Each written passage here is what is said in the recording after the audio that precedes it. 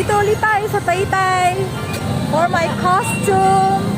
This time, it's a candy color theme and it's the Christmas season. It's a horrible time of the year to go shopping. Pero, we need to build this costume. So, let's do this!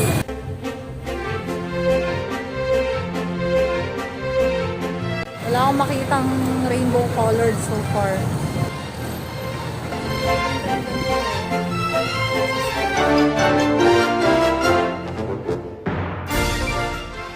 Hindi ko alam ang gagawin ko. So, kailangan kong mag-improvise.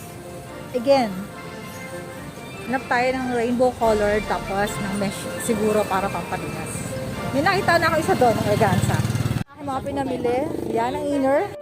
Ano po sila kuya? Tinulungan nila ako para sa aking costume. Hey, salamat! Dito po kayo pumunta sa Tela Plaza. Lalahan sa plaza, my favorite place on earth. Tapos hanapin niya sila kuya. Bungad na bungad lang sila. Yan. So happy with my purchase. Kailan sila nagbukas? Ito yung kailangan ko. Ayan o. Ayan.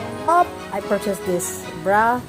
It's 15 pesos because it's galing from Ukay-Ukay. We'll put these balls. These pom-pom balls will look like candies. I have this white silk left over from a previous project. So I think I will make a ribbon. Cutting my stiff fuse pilon para yung ribbon ko matigas. Yeah, and then I will iron it out here. So I got these fuzzy wires that I will make as lollipops.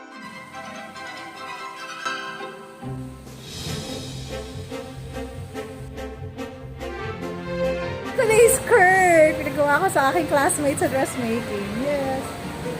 Hey!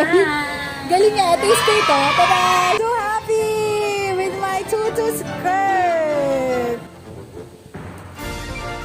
Oy, magkasya ka. Wala na oras. Ito na siya. Yan.